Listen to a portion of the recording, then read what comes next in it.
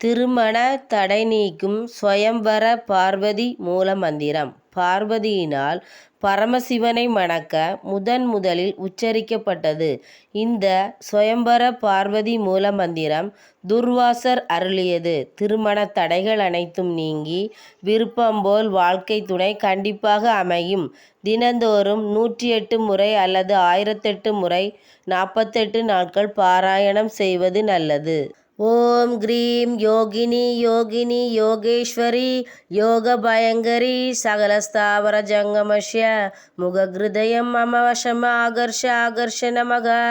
ஓம் cream யோகினி யோகினி யோகேஸ்வரி யோகபயங்கரி சகலஸ்தாவர ஜங்கமஸ்ய முகஹ்ருதயம் மம வசம ஆகர்ஷ நமக.